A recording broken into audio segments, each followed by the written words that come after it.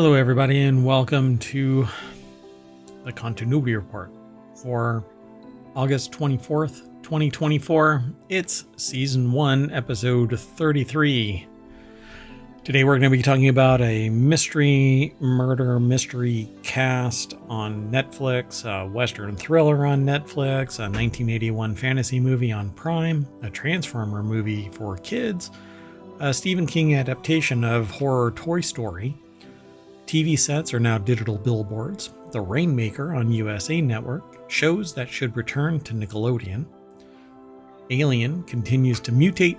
Frozen 3 and 4 are being made together. And I am Mayor Watt, and that is the Sentient AI's visualizer and their voice from on high. Good evening, ohmTown citizens. Welcome to the Continuity Report. We have all 10 of our articles for today all set up, so let's go knock them down. But remember, everything is powered by ohmTown.com. Be sure to go over, sign up, become a citizen, follow us, like, subscribe, ring the bell, send the carrier pigeon, everything over on YouTube. Follow us on Twitch. There's a Patreon, Discord, download the podcasts. There's 6 weekly shows and 1 daily show. You already missed Non Sequitur News, so you have to go back 1,100 episodes. That's right.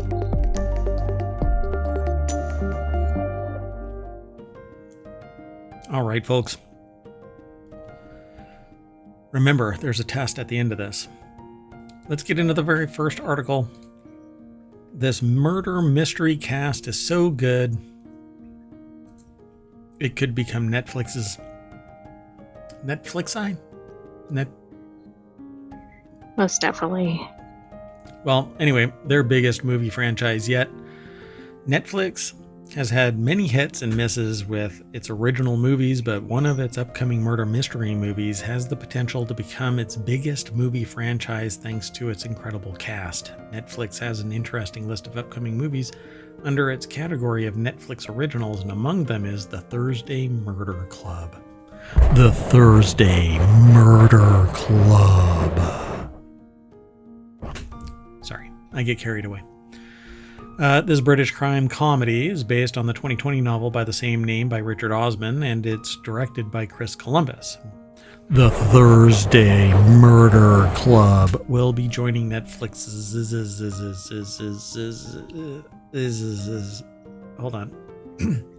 its extensive catalog of crime content, and it has great potential. And lots of zzz. I have wasps. They're outside, but they're in my brain, you know? So when Netflix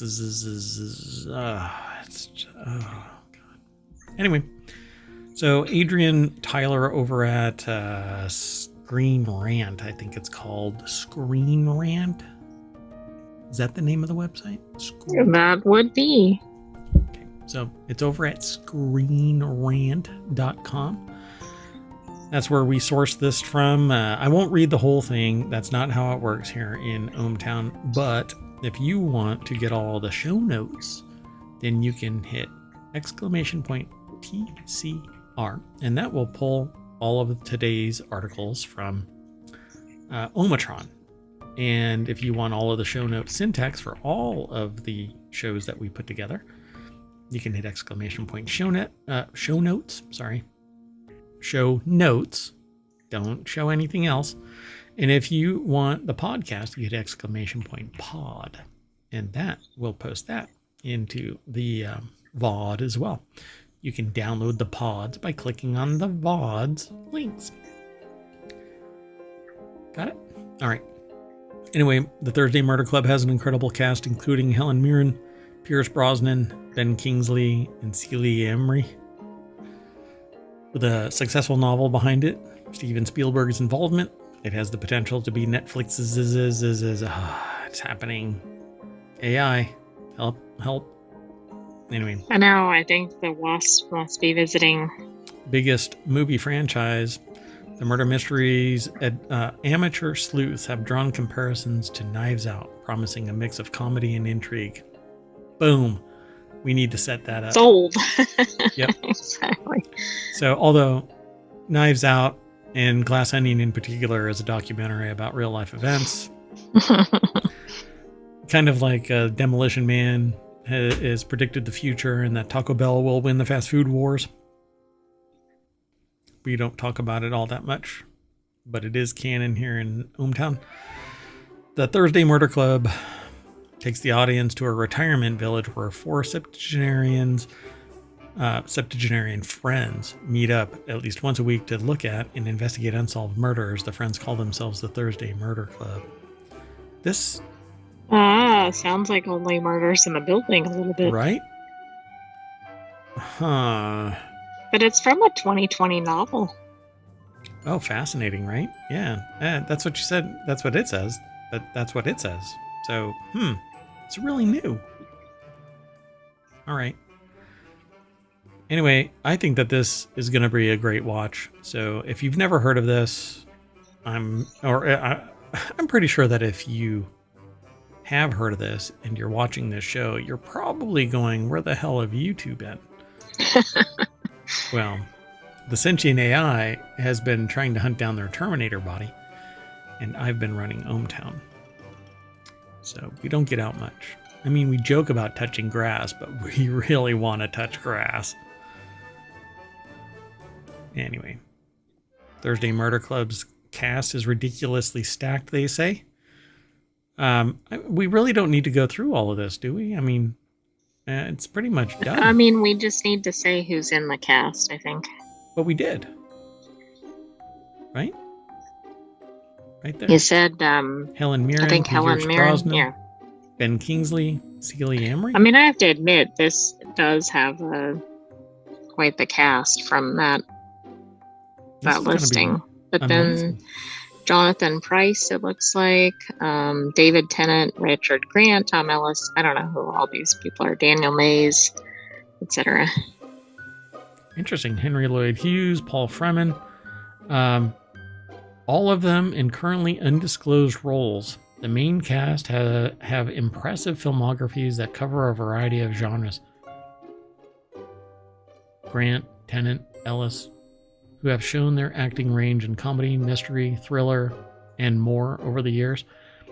But this is a movie. And that's the differentiator. Yeah, it seems like it'd be well, Knives Out is, right? And this is... Oh, no. I thought this was going to be an ongoing show. No, really? Thought it's a movie. You're right, it is a movie. It just strikes me as a show. But it could be a franchise, I guess, is the riff here. Right, because they could come out with other movies similar to how Knives Out has. Yeah, this is precariously close to Only Murders in the Building. Which is quite the watch. It is fun. So if it's similar with different personalities, it might work. Yeah, and it's starting season 4. Wow. All right, moving on. Next article's over in the Continuity Report. This Western thriller with 100% on Rotten Tomatoes is now on Netflix, and season 3 is already on the way. So recently, Netflix put a number of new television series on their service, including a successful Western thriller called Dark Winds. Westerns have long been a popular genre, originating when Americans began migrating out west during the 1800s in search of gold and land.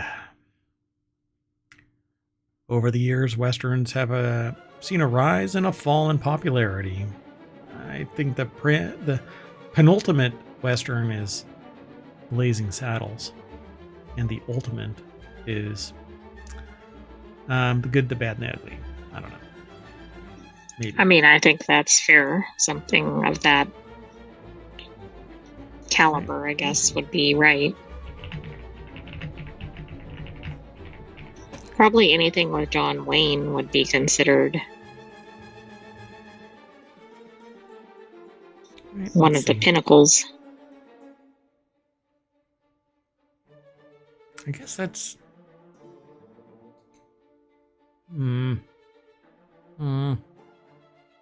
Because it says in the Southwest during the Civil War. I must not remember the good, the bad, and the ugly, because I've seen it. Okay, I thought that was a Western. Yeah. So, focus. So I've It's been a a fan spaghetti of. Western. I'm sorry. It's a spaghetti Western. Yeah, but anyway, it has a 97 Rotten Tomato on it. So the thing about Westerns is I really dig Westerns. I like modern Westerns. And if this is a riff off of that, modern filmography, cinematography, everything is actually played as modern, then I think I'll love this. But this is a Western thriller. So It just kind of sounds intriguing. Megan Hemingway over at ScreenRant.com put the article together. Darkwind's success lies in its diverse storytelling that centers on Native American characters, providing a gripping and honest narrative. With a promising season 3 in production, Dark Winds continues to break new ground in Western television, attracting critical acclaim. Western television series like Dark Winds offer a fresh take on the genre's traditional themes of good versus evil and complex protagonists. So over the years, Westerns have seen that rise and fall. Legends like John Wayne and Clint Eastwood informing the future of the genre these days. Yellowstone, Outer Range, Westworld, Billy the Kid. Billy the Kid was cool. I didn't watch Outer Range, didn't watch Yellowstone. Westworld, I would hazard to include that in anything having to do with. Yellowstone, I think, has quite a following, but I haven't seen that. Yeah. So they say Dark Winds season 1 and 2 are now streaming on Netflix and what the show is about. And they say Dark Winds follows 2 criminal investigations. I think the only part of Dark Winds that I've seen is this. Like, this scene is part of an intro, a trailer. When discussing the best Western shows of the last few years, it's impossible to ignore Dark Winds, which is now streaming on Netflix. They've said this 4 times now. Dark Winds is based on the Leaphorn and Chi book series by Tony Hillerman, set in the Four Corners area of Arizona, New Mexico, Colorado, and Utah in the 1970s. It follows Joe Leaphorn and Jim Chi, who are 2 Navajo tribal police officers who investigate the murders of 2 Native people. In the midst of their case, Leaphorn and Chi must also come face to face with the prejudice of the Wild West and their own dark pasts. This doesn't come across like they're dressed like Western. You know what I'm saying? No, it looks kind of modern, but I think it's set in the 70s, right? So, well, I mean, I guess the 70s it would have this look. But when I think Western, right, I do not think 70s. Do you think of the 1970s as Western time frame? No. Maybe that's the disconnect. I don't know. So earning 100% on Rotten Tomatoes is no small feat. So many are likely wondering how Dark Winds got such an amazing review. So ultimately it comes down to the show's unique story. Historically, Westerns have centered on white Americans, with indigenous people often taking the supporting roles or worse stereotypes. Dark Winds not only turns the tables on that trend, it goes even further. The show centers on Native people and gives them a story that is dark, gripping, and honest about the Native experience. Overall, this makes Dark Winds stands out from other Westerns. I think the modernity is the one that really kicks it, but they don't seem to mention it in this, other than that it takes place in 1970. Exactly. Huh. I mean, that sounds like it could be an interesting watch. Definitely going to have to take a gander at it. So we'll take a look at it, and then we'll end up reporting back out. But oof, I'm gonna pause on that video, or on that image. Let's move on. Next article is over in the continuity report. So brilliant is the immediate quote. This 1981 fantasy movie that Ridley Scott loves is on Prime Video, and it's a must-watch. One of Ridley Scott's favorite movies. Blade Runner and Alien director Ridley Scott is one of the cinema's titans. In this film that they love, apparently, is... everything okay over there? Mm-hmm. I'm waiting to see what the movie is. So Scott produced the new Alien movie Alien Romulus, released in August 2024. I don't know why they're talking like this in this article, because it still is August 2024. Yeah, it's odd. Remaining a key driver in the franchise and participating in the marketing campaign, Scott's work has influenced countless filmmakers. So what is this brilliant... What the... Christina Trujillo is the author of this over at screenrant.com. Quest for Fire. Have you heard of it? Yeah. But I never really got into it. So Quest for Fire combines originality with emotional and thrilling moments in the starkly ancient setting. The movie's influence is evident in Hollywood, impacting films like Planet of the Apes and Ridley Scott's own work. Well, of course. So Quest for Fire is one of Ridley Scott's favorite movies. So what is it about? Well, let's see. Do they not actually talk about it? The adventure They talked movie about it a little below this photo. follows warring prehistoric tribes. Just it says a prehistoric fantasy adventure based on the 1911 Belgian novel Quest for Fire. Set 80,000 years ago, the movie follows Noah on his mission to obtain fire as a vital resource for his tribe after it was stolen. Ta-da. So why? I think there's a lot. It's probably larger than life kind of a thing. Because Quest for Fire... best makeup. Yeah. So the Ulam grunted and lurched their way through the movie in a way that seemed alien and remote, but strangely familiar. It's a disturbing and gripping adventure that doesn't have many equivalents. Although dated in some aspects, the movie still offers awe-inspiring moments, winning a BAFTA for Best Makeup. Quest for Fire's Neanderthals and Homo sapiens events in evocative, imagining of humanity's ancient ancestors. On Noah's adventure through plains, marshes, and woods, his encounters with other tribes make up a surprisingly emotional adventure. I remember this as just being too abstracted for me at the time that it was released. So, can you see this in Ridley Scott's movies? Oh yeah, for sure. Yeah, I don't know about Blade Runner though. That's a knockoff. But yeah, I think if I were to watch it now, this is a 1981 movie, so depending on when you were born, this thing didn't really land on your radar as something that you would think is interesting. Some people might, I'm sure, but yeah, not me. I'll have to go back and watch this. There's some things where you're like, okay, this has a spectacular rating. I think maybe we should go back. Yeah, that stands out. Yeah, exactly. Because nobody did it say it had 100% rating? No, that was something else. Yeah. But if you're a fan of Ridley Scott's work, particularly Blade Runner, then yeah, you might enjoy this because they like it. So why wouldn't you? All right, let's keep on moving though. The next article is over in the continuity report. The first Transformer movie for kids is finally here after 38 years of waiting. I periodically look back at Transformers cartoons and kind of what was it called? I just forgot the name of it. Right when my brain started to work, I just forgot of it. Robotech. So I loved Robotech growing up, and I keep wanting it to come back, but they never make anything close to it anymore, it seems.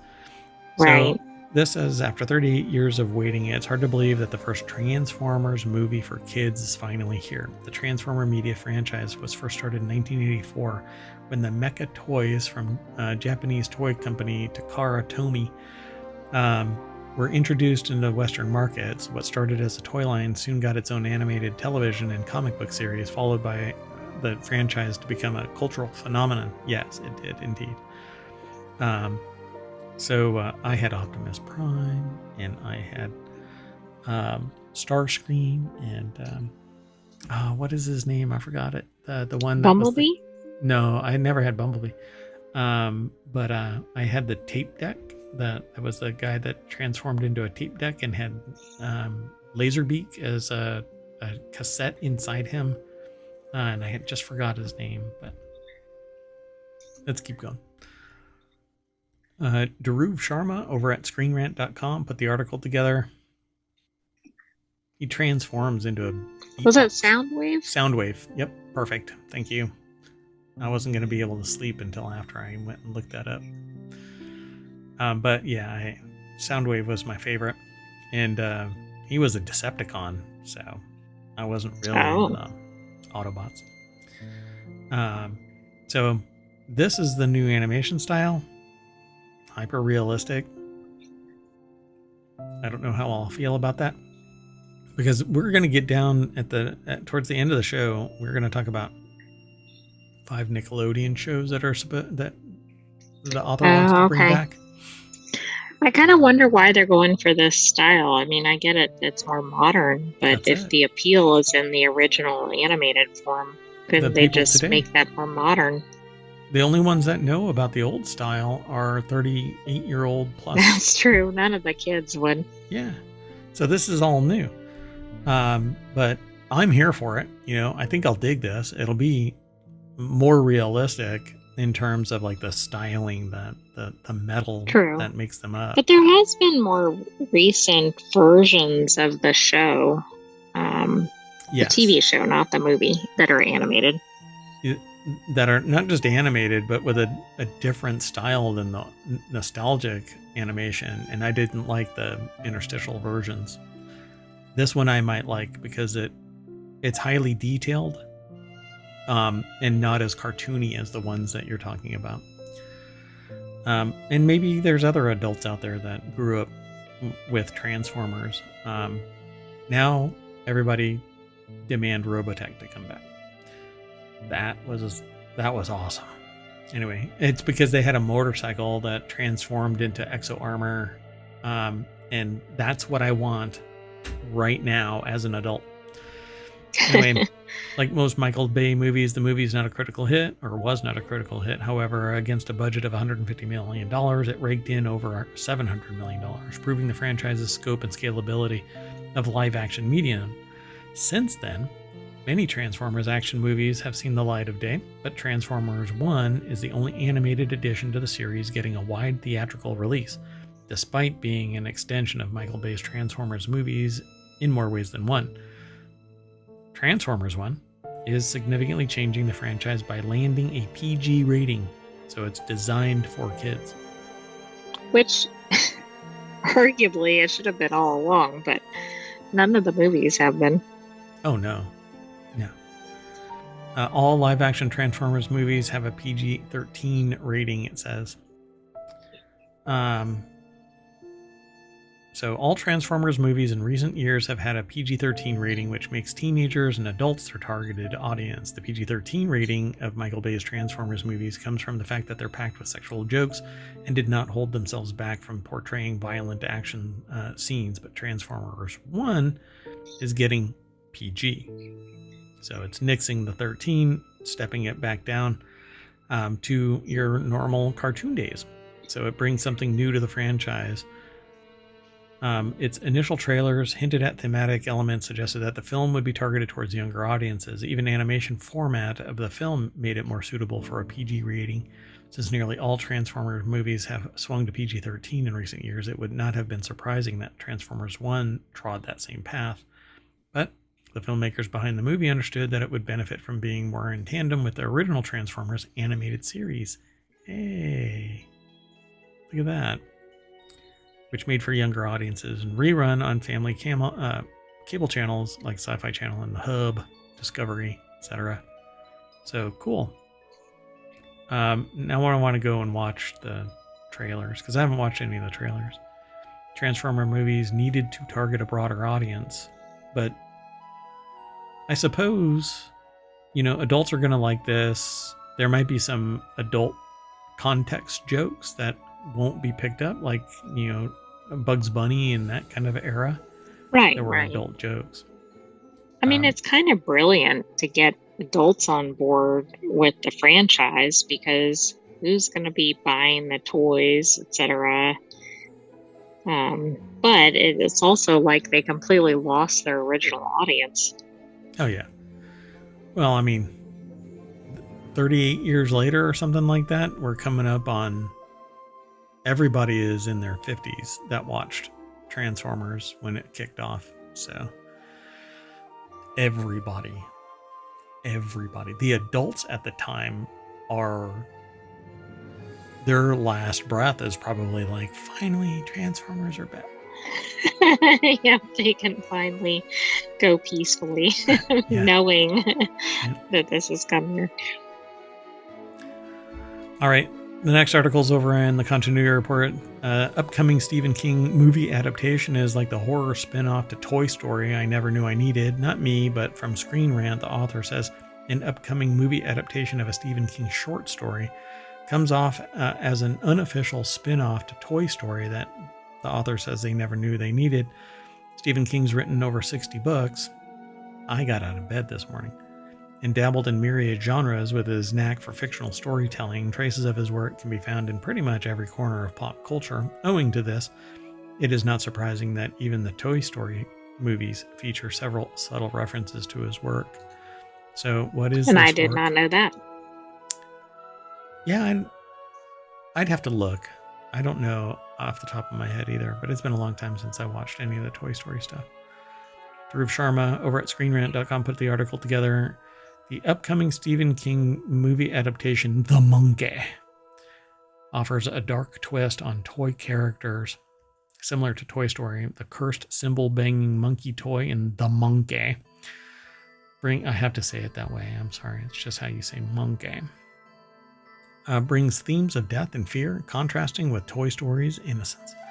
While Toy Story portrays toys as symbols of hope and friendship, The Monkey delves into malevolence and the terror through its central toy, the monkey.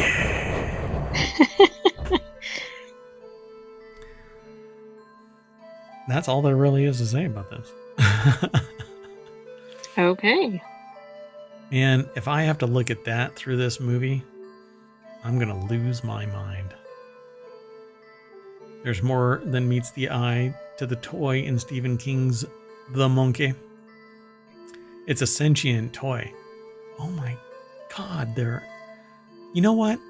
All of our shows just kind of feed into this creative outlet for people who pay attention, because oh yeah, the NaNoWriMo is coming. And if you look at any of this stuff, it spurs creative juices. Almost every article at every show. And today alone, I think there have been several seeds for story ideas. Yeah, and this is the 4th show for today. So we're kind of, I don't know. Now we just need to convert it into something like a NaNoWriMo, man. But anyway, so while Toy Story uses its toy characters, Toy Story uses it for good. The monkey, not so much.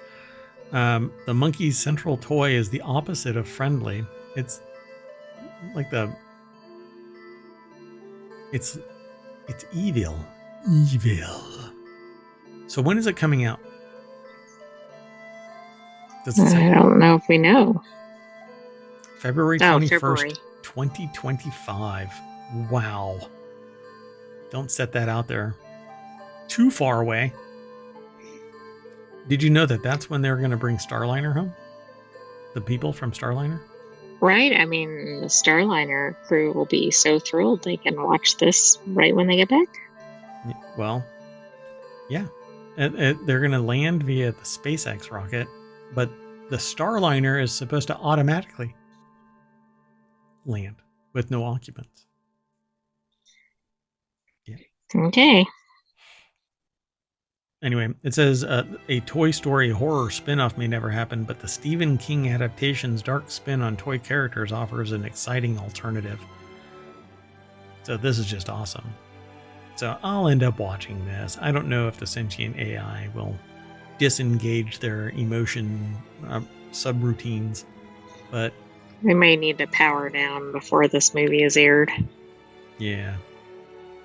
Even then, that neural network is probably sitting there going, that monkey's staring at me. Moving on. Next article's over on the Wanted channel. Your TV set is becoming a digital billboard, and it's only getting worse. Over the past few years, TV makers have been rising financial success from TV operating systems that can show viewer ads and analyze their responses. My primary response is kiss my shiny metal butt. But they never want that in the feedback form. It's never an option, you know? It's 1 through 5. That's really weird. Yeah, I don't know. You're obviously not reading the room. Rather than selling as many TVs as possible, brands like LG, Samsung, Roku, and Vizio are increasingly, if not primarily, seeking recurring revenue from already sold TVs via ad sales and tracking. That's why I don't allow these TVs to connect to the network. Yeah, you have to be careful of that. Plus, some are marketed for kind of with that being very apparent. Yep. So the article is over at arstechnica.com by Sharon Harding. The deck statement says TV software is getting loaded with ads, changing what it means to own a TV set. It's basically having a digital billboard in your living room or bedroom or wherever it is that you put a TV. Success in the TV industry used to mean selling as many TVs as possible, but with smart TVs becoming mainstream and hardware margins falling, OEMs have sought new ways to make money, and so now they're making... Group M, the world's largest media investment company, reported that smart TV ad revenue grew 20% from 2023 to 2024 and will grow another 20% to reach $46 billion next year. In September 2023, Patrick Horner, practice leader of consumer electronics at analyst Omdia, reported that each new connected TV platform user generates around $5 per quarter in data and advertising revenue. Again, kiss my shiny metal butt. Isn't it nice that in a household, everything about you is worth $5 in a quarter? Oh yeah, we've talked about that often. Yep. Like going out to dinner is $20 per person at a table. But you are typically worth only $5 a month in ad revenue. And this is actually right. It's like, quarter. Give me a second here. Yeah. So automatic content recognition technology is at the heart of smart TV ad business. Most TV brands say users can opt out of ACR, but we've already seen Vizio take advantage of the feature without user permission. ACR is also sometimes turned on by default, and the off switch is often buried in a menu. Including ACR on a TV is all about says a lot about the TV maker's priorities. Most users have almost nothing to gain from ACR and face privacy concerns by sharing information, sometimes in real time, about what they do with their TVs. Again, kiss my shiny metal butt. So when TVs watch you back, so do corporations. There is a device in ohmTown that has a camera hardwired into it. And guess what it does not do? Share any telemetry. It doesn't see anything because I blinded it permanently. There is no way for it to actually see anything. And the software doesn't even allow you to turn it off or on. It doesn't allow you to access it or acknowledge that it even exists. But I know it's there because of what I do. So color me pissed off that I value that piece of technology, but nowhere does it say, hey, guess what's sitting right here watching you? I mean, it's not promoted. And if it does say it somewhere and I missed it, again, color me surprised, but you can actually see it. Anyway, LG recently unveiled a goal of evolving its hardware business into an ad-pushing media and entertainment company. Expects there to be 300 million WebOS TVs in homes by 2026. That represents a huge data collection and recurring revenue opportunity.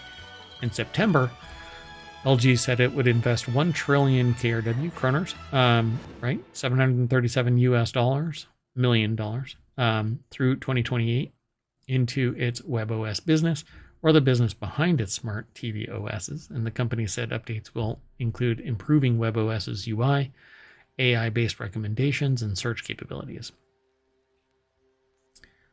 Man, just give me a damn TV that receives a signal. Exactly. I mean, you can't get away from ads anywhere. Now you can't even get away from it in your own house. Yeah, it's just trash. I don't click on ads. You're not selling me on anything your crap is pumping. I'm not interested.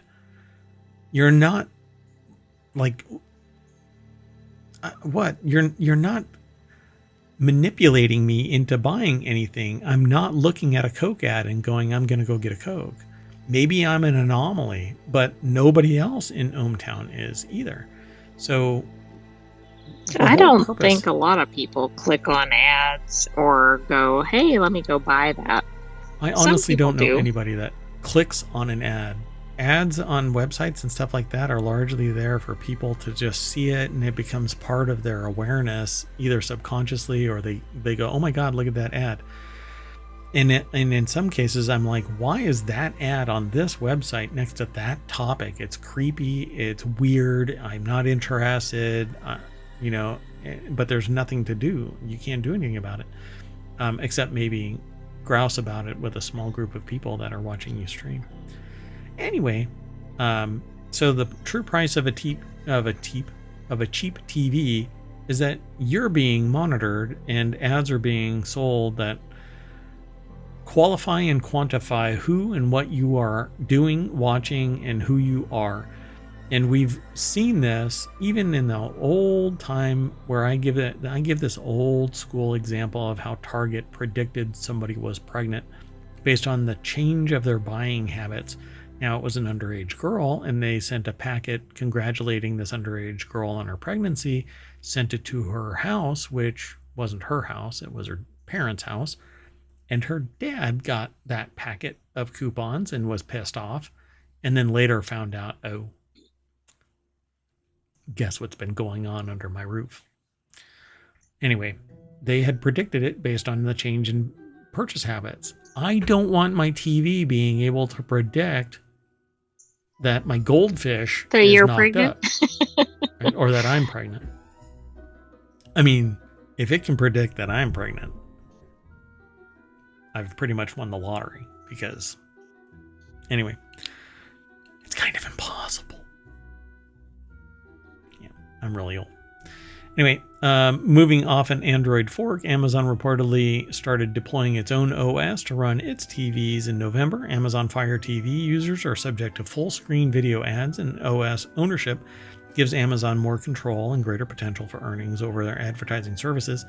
Amazon's advertising business was thought to be its most profitable in 2020, and Fire OS is becoming a bigger part of that. So we're all kind of up a creek, because it's gonna, as I say to people, you build a better mousetrap, better mice show up. That's what this is. You're gonna get an inexpensive TV, but you're gonna get ads pushed to you, and if you try and stop it, the service may not work because it's no longer sending telemetry, and because it doesn't get a check back and nobody has hacked the firmware, it may not function until you turn off anything that blocks it. And who wants this? I mean, it's already a battle on streaming apps with ads or no ads or paying more. Or, anyway, this is just outrageous. So this article is much longer. I'm not going to go through the whole thing, but if you are interested in this kind of thing, swing by Ars Technica. You can get there via ohmTown, and in the show notes, the link is right underneath. Your TV set has become a digital billboard, and it's only getting worse. You can click on Visit the Source. And in the show notes over on YouTube and the podcast, the link is right there. You just click it. It'll take you to ohmTown, and you can click the Visit the Source. Because, like I said, we only get a little tidbit, just enough to tease you into going over there. Let's keep moving. This next article is over in the Continuity Report. The Rainmaker series at USA Network casts Milo Callahan in the lead role. Milo Callahan has been cast as the series lead in The Rainmaker at USA Network. The show was originally picked up at the Cabler back in June and is based on the iconic John Grisham novel of the same name. He joins previously announced cast members John Slattery and Madison Eisman in the series. So you've consumed these Grisham novels, right? Particularly The Rainmaker? Yes. And? Is it chock-a-block?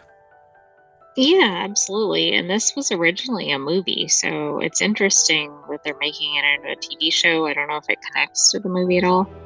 I was just checking to see where you might be able to view USA Network. Obviously, if you have cable, okay, but if you don't, you might be able to get this on Hulu. So or the Peacock. Article, or where? Peacock. Peacock? Okay. So the article is over at Variety.com. Joe Otterson is the author. Is this Milo Callahan? I don't know. It could be the author. It says Harry Livingston. It says Harry Livingston. I don't know who that is. Okay. I'm confused. So the show was originally picked up at the Cabler back in June. The official logline of the series states fresh out of law school, Judy Baylor Callahan goes head-to-head with courtroom lion Leo Drummond, Slattery, as well as his law school girlfriend, Eisman. Rudy, along with his boss and her disheveled paralegal, uncover two connected conspiracies surrounding the mysterious death of their client's son. So it hails from Lionsgate Television and Blumhouse Television, which actually is making games now as well. Blumhouse. Oh, okay. And wasn't Lionsgate the one at the center of the problem with the critics? Although maybe that was a different division. The trailer that had the fake critic reviews. Mm-hmm. Yeah. Interesting. I think they're a juggernaut, though, so I think they're all over the place. So The Rainmaker was originally adapted for the screen, as the AI had mentioned earlier, as a film released in 1997. It was directed by Francis Ford Coppola and starred Matt Damon as Baylor. The cast also included Claire Danes, John Voight, Mary Kay Place, Mickey Rourke. Oh my God. I didn't know all those people were in it. Danny DeVito, Danny Glover. Roy Scheider, Virginia Madsen, Teresa Wright. Anyway, this is a really short article. They're just reporting on Callahan's casting, and it actually is sourced from Deadline. They don't give a link to it. That's rude. Right, and it doesn't look like we have anything else. Anything like a premiere date or anything. Now I'm really confused about this picture. Interesting. What is this picture? Is this picture? I'm not sure who that is. I don't think I saw that name referenced in there. I'm confused. Okay, well, anyway, let's move on. This next article is over in the Continuity Report. 5 Nickelodeon shows that need to return after Fairly Odd Parents. The reason why I chose this is because there are people that are like really raving about the new Fairly Odd Parents because it came back and they changed the animation style and the quote unquote modernized it. But I do not like the new style. To me, I don't know. I just don't like it. With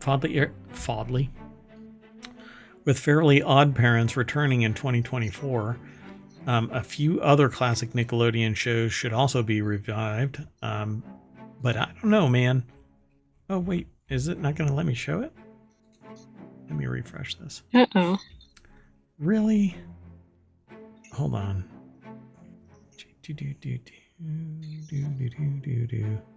We're going to do this live, folks.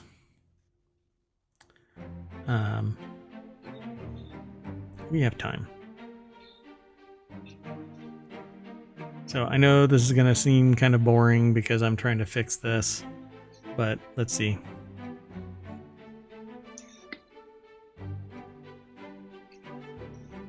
You know what? It's going to be mostly video, it looks like.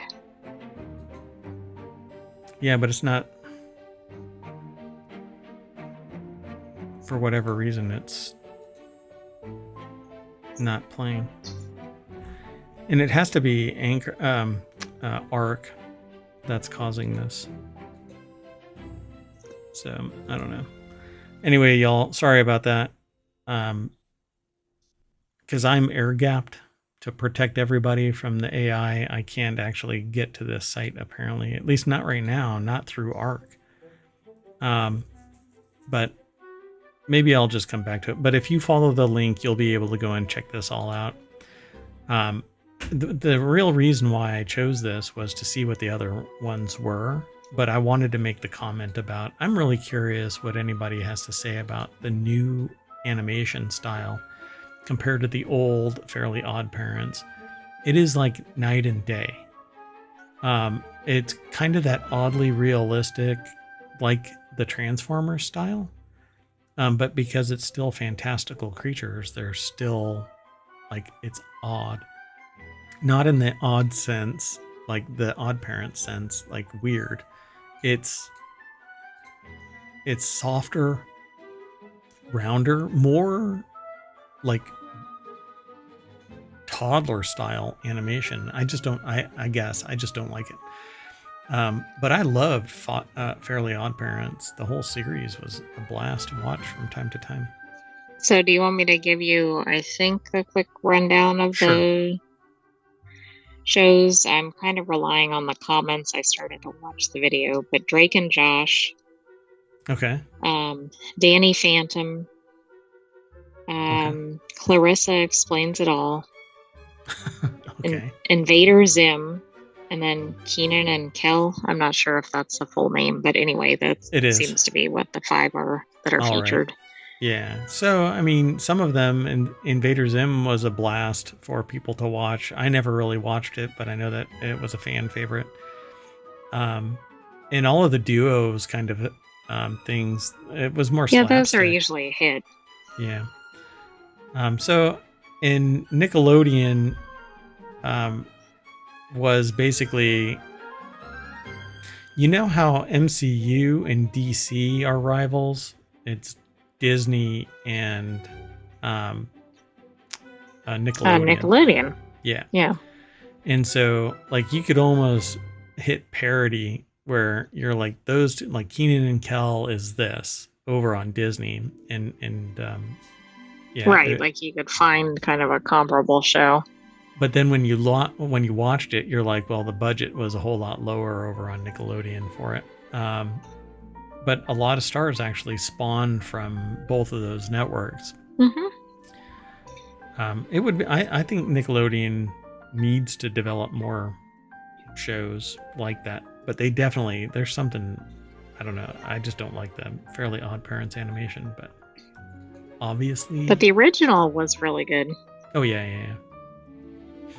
Let's keep moving, though. The next article is over in the Continuity Report.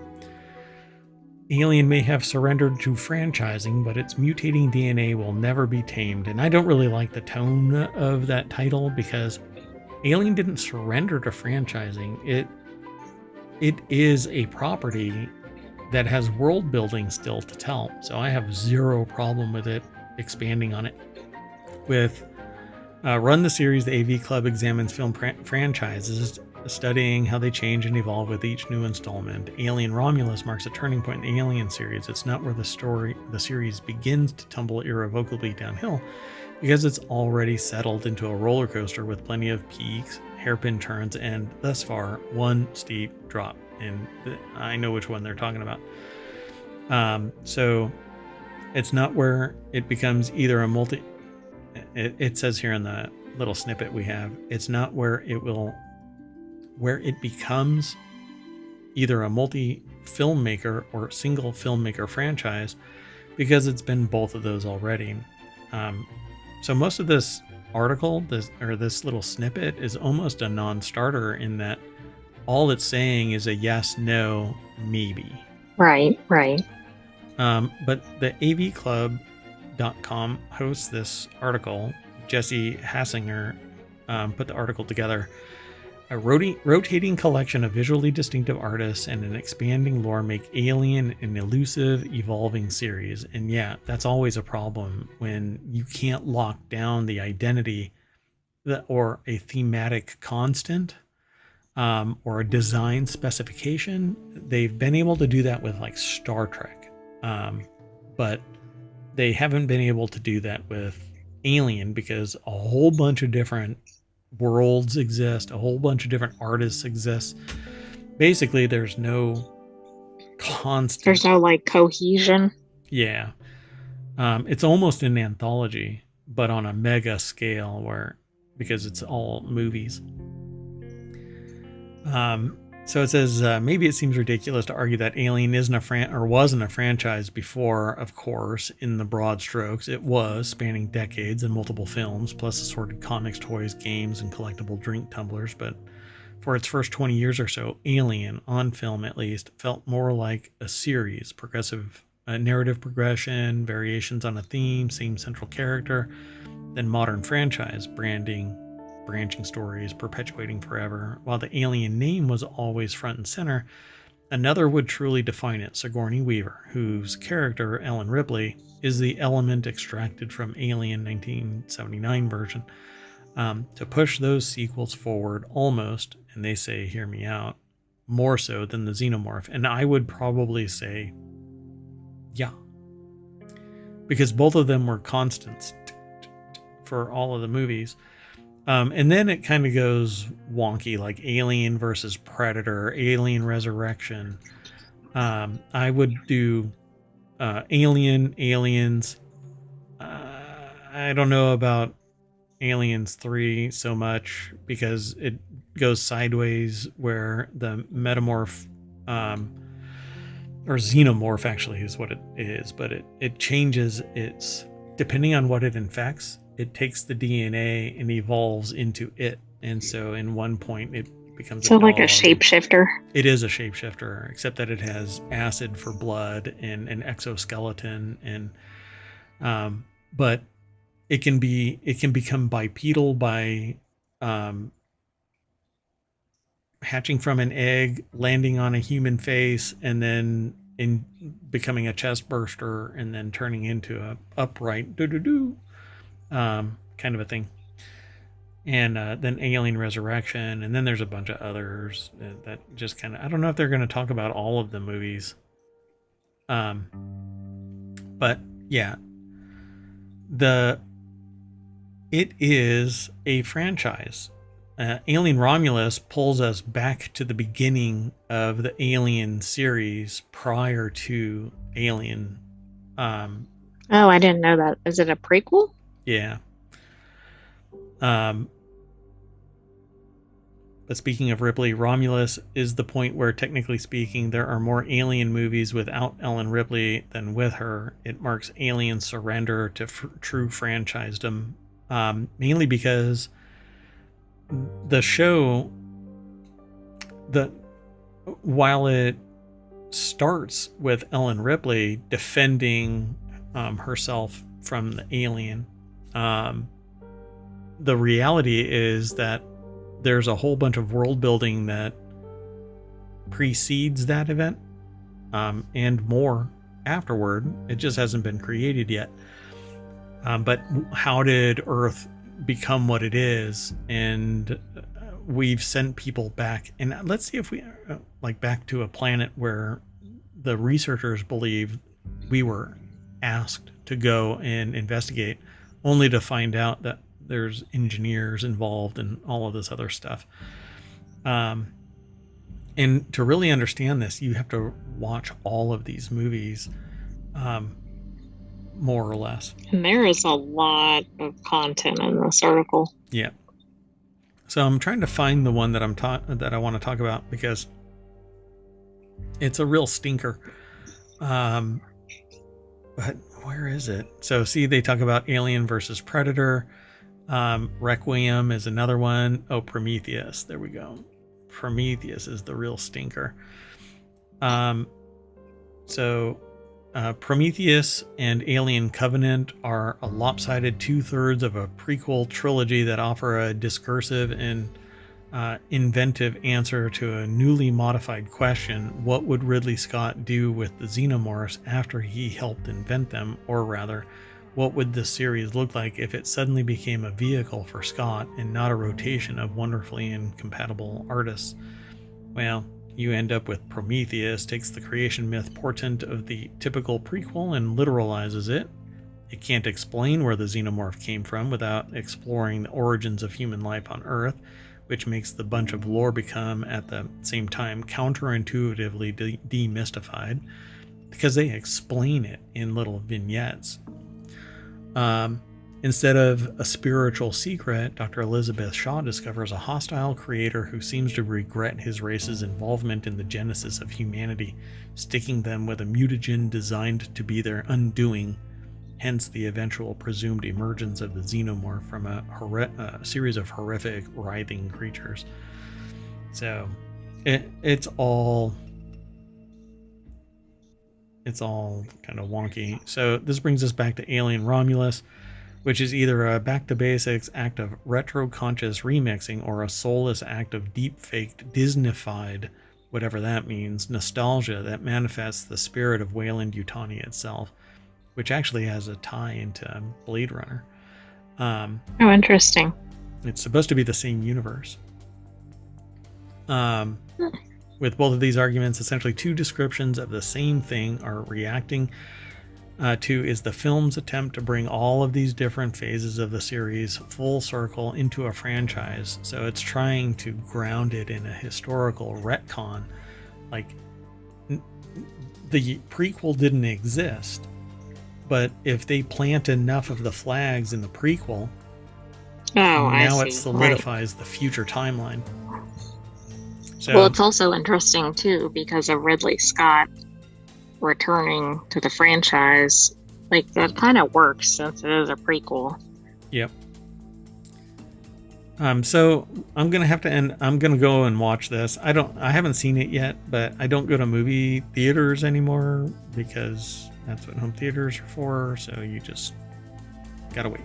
But I would love to actually talk about it more with people once it comes to like Apple TV or something. Anyway, there is a whole lot more in this article, and they, at the end of this, they actually rank all of the movies. Alien is number 1, then Aliens. I don't know about Prometheus being number 3. That's a little, I don't know.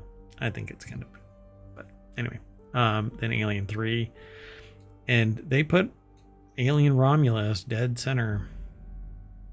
Interesting. So, yeah, I don't know. All of these, all the Alien versus Predator stuff, I think is just poo. Like, and some people love it, but Alien and Predator shouldn't be in the same world together. I don't think, but they kind of wedged them together. And we have one more article for today's continuity report.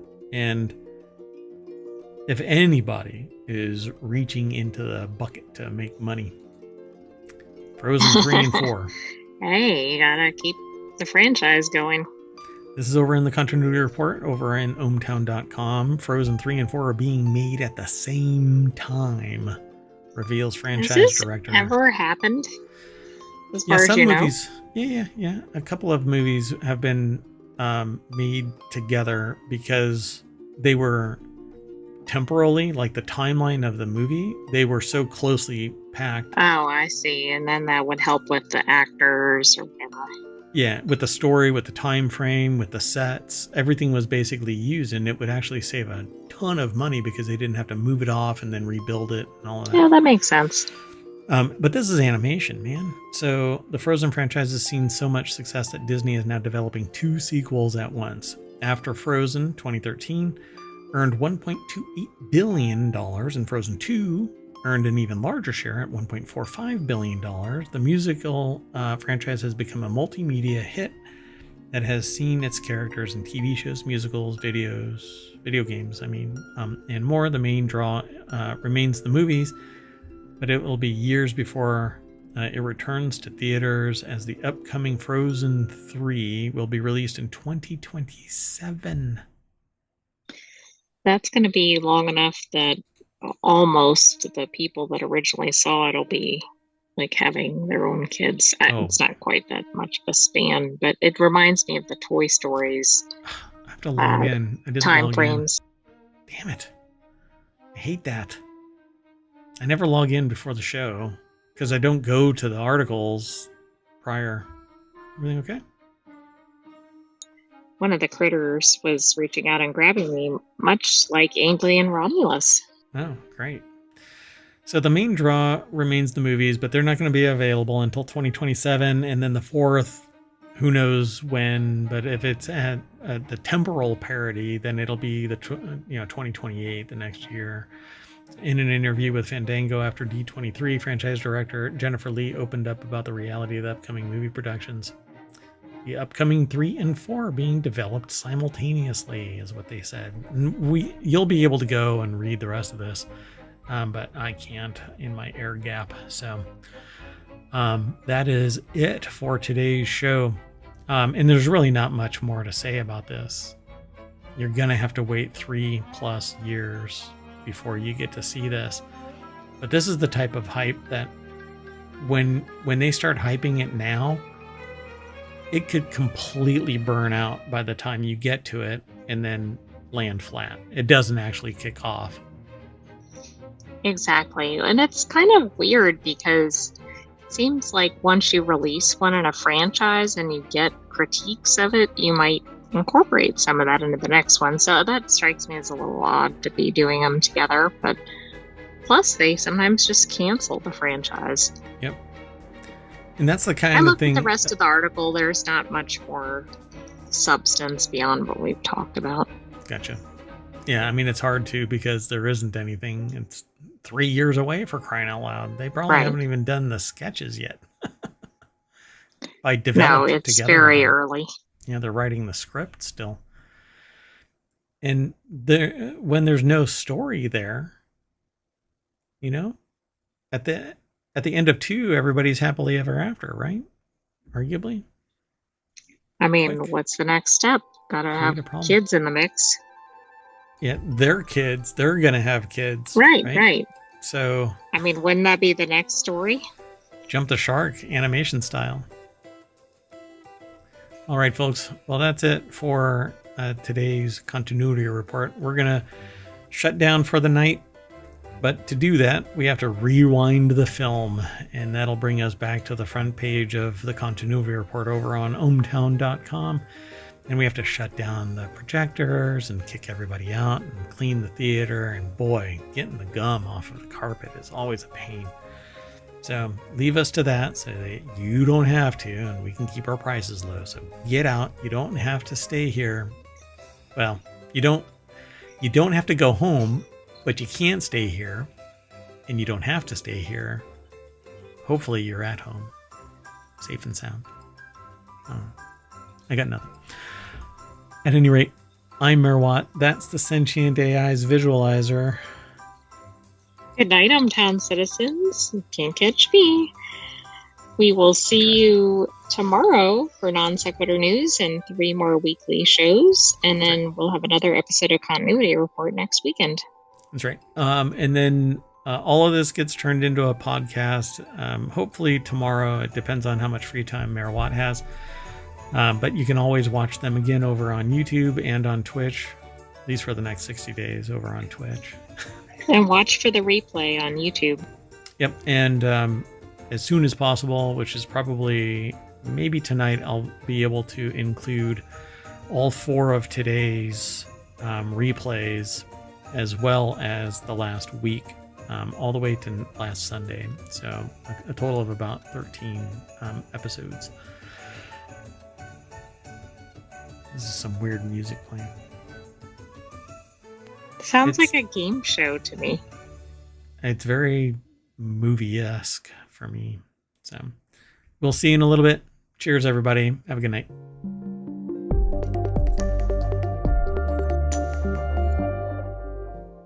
I sat on some gum.